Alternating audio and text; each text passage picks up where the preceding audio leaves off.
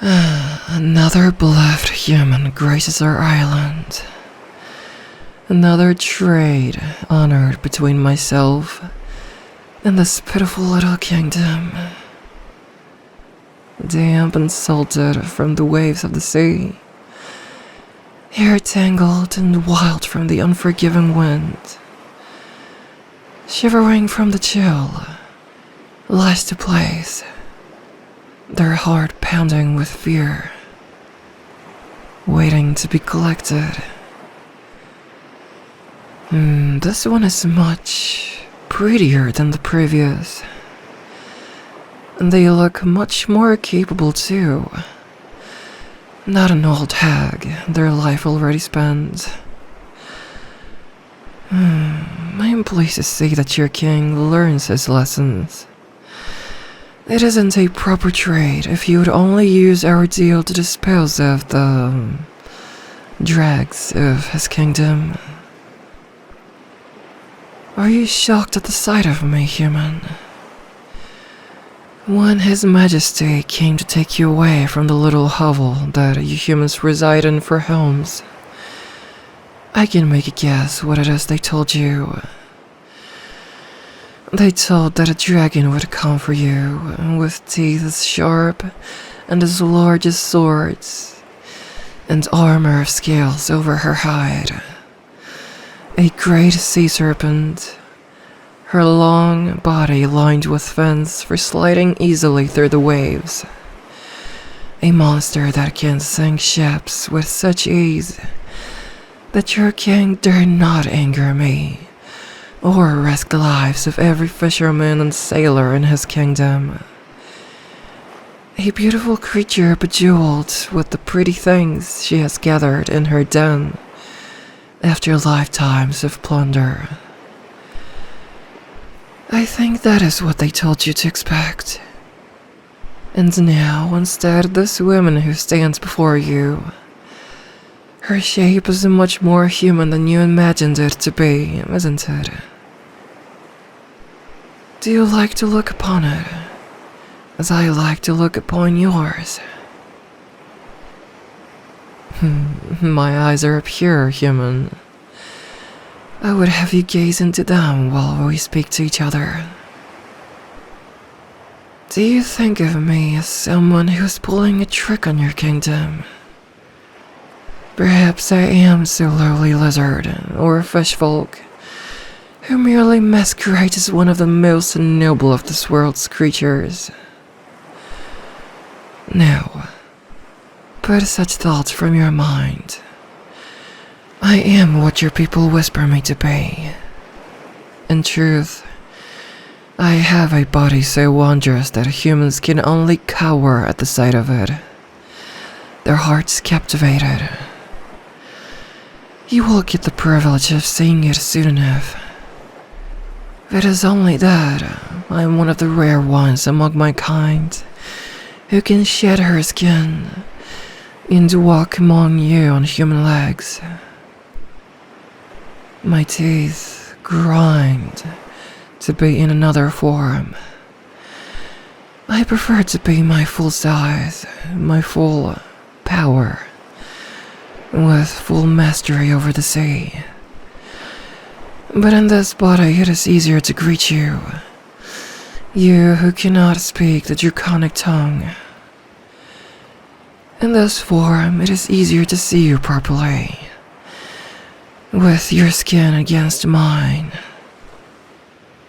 I think I'm glad to look upon you, especially you. How rare to receive such a beauty from your kind.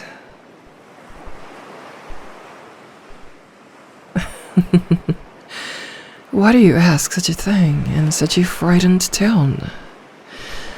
Do you fear that I'll devour you whole, once I've shocked off the skin? I cannot say I have ever dined on a human, even one of the fairer ones like yourself. But you need not fear. Only if you were a sailor or a raider of the seas causing trouble in my territory, would you find yourself in my jaws. But you... What a waste it would be to see you perish so. It seems you do not believe me. Not all of the humans I've met here were so afraid for their fate. I suppose not everyone would understand what happens to the humans they send away. I wonder what you tell each other about me. Sometimes, even from the water, I can see the festivals you throw in the days before I find my latest offering, bound here to this island. Did you enjoy it at the time? It must have been a great honor to sit in that seat and to receive the people's praise, to be chosen, to be given. But once you're here, awaiting your fate, is it hard for you to believe it's the truth? I see the tears glittering in your eyes. You're more than afraid to weep, my dear. I rather like it. Human tears taste like the sea salt spray. And while you weep, shall I tell you a little of the predicament you find yourself in? You surely know this much, that it was you humans who began this arrangement with me in the first place. Over 800 years ago, it was the ancestor of your king who signed this deal with me, for my treasure and peace. Perhaps he did not consult with the humans he was offering at the time, but that is no concern of mine. It began with a human like you, as lovely as the most prized pearls, as vivid and fearless as I have never seen again. Yet, as beloved as they were, it was them who cursed me with my wretchedness. Oh, do you know of this tale, my dear? Do your people repeat it in their stories during their celebrations? Fanciful, amusing stories about the very real and endless pain I suffer. I first laid my eyes on them once on a cold morning a long time ago. On that day when I broke the water's surface, swimming alongside their fishing boat as it drifted, swept out to sea by a violent wind. In those days, I was not so fearsome as I am now. I have grown large and powerful since then. Still, when they looked upon me with wonder in their eyes, it was the first time I've ever seen a human do so. In time, we came to understand each other, and despite myself, I even brought them ashore. They returned home safely, and I believed that would be the end. Yet, they continued to visit the beach where I left them, every evening as the sun was setting. They could have continued to live their life in their village peacefully, never sparing a glance at the waters. At least, not with thoughts of me in them. I believed that that would be how it all ended. But they wandered out anyway, with a basket of fish, and a longing in their gaze. I could see them. I knew they were waiting for me, and I kept them waiting. I feared to bring my real body to the shore, in the view of humankind. But one night, I came to the beach in the body that you see standing in front of you, and I met them there. I became theirs. Never would I have dreamed I would accompany them back to a village full of humans. But the choice felt easier with them involved. Should that have been my warning sign? But I wanted nothing more than to be their companion. For a time, I was happy. I felt none of the stares, the whispers.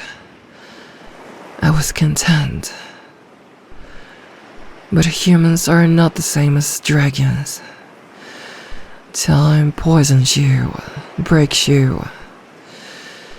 My beloved's hair turned gray, and wrinkles lined their face. Eventually, even mundane tasks became too much for their body. And so I, who remained healthy, began to bear those burdens for them. How curious it was. I look back on those days and realized that I hated every minute of fishing, and found the other villages they lived with mundane and infuriating. But for them, do your people tell tales about what happens next? Do they tell stories about what I did?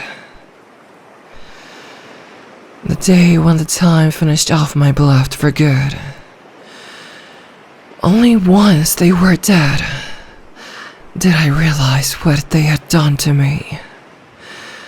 I looked down at their unmoving body, and there was no beauty. There was no treasure for me to admire on their deathbed. I wondered, what if the beauty had never been? All the happiness, all the contentment inside of me became nothing. And all that remained was pain. I wept for them. I screamed for them. The truth became clear to me then. I'd been made a fool.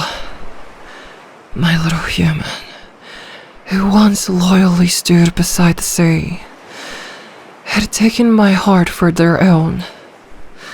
And when they left this world, they took it with them.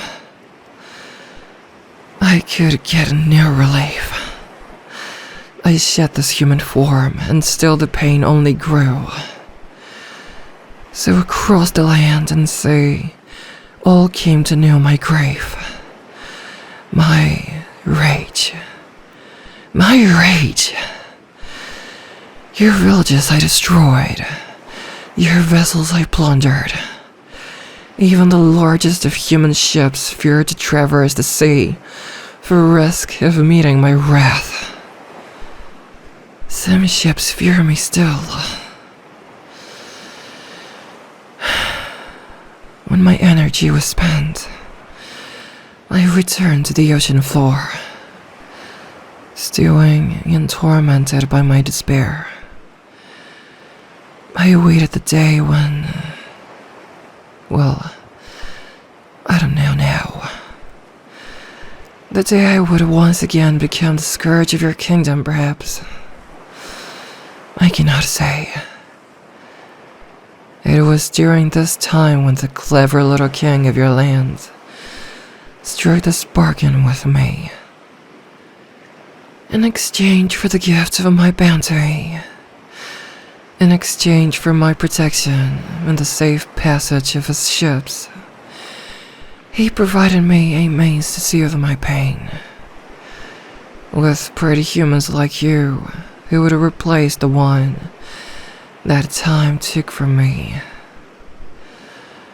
But never again will I surrender the water and submit myself to life among humans. No. No. Forevermore it is your turn. All of you. You will come and live in the oceans with me. A body to breathe next to mine, and to lie beside me in the darkness. A pair of swift hands to tend to my scales and to my treasures, to carry my burdens when they grow too heavy. A lovely weight for me to feel as you cling to my neck when I break for the shore. A companion to accompany me in all things, for me to keep and treasure and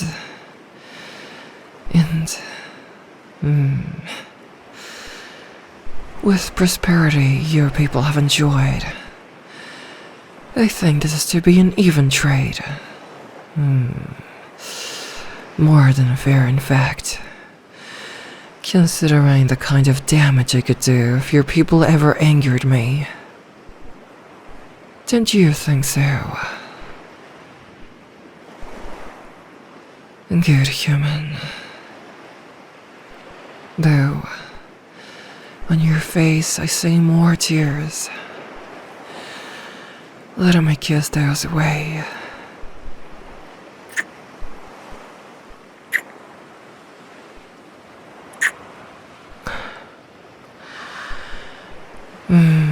Your skin is so cold from the wind, my pet. Let me take you back to my home, where it will be warm and safe. It will not take long for me to bring you there through the ocean.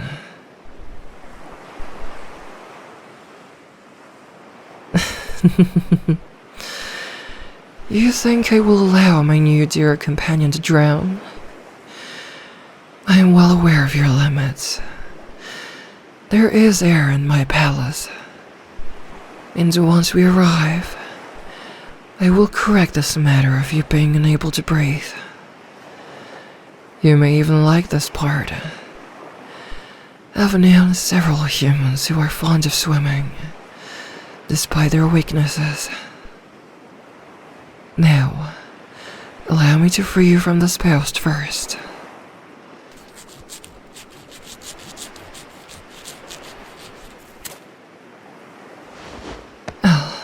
Don't fall, pretty one. I've got you in my arms. Are you tired from having to wait for me so long? When we arrive, I will allow you time to rest and to recover from your ordeal. And those tears... I don't know if you'll be happy with me. You will have a comfortable room, jewels to wear, and fresh food to eat every day. You will see things that most humans can only dream of. But whether you are happy with this arrangement or not, I think I will be very happy with you. It's time for me to rid myself of this wretched form.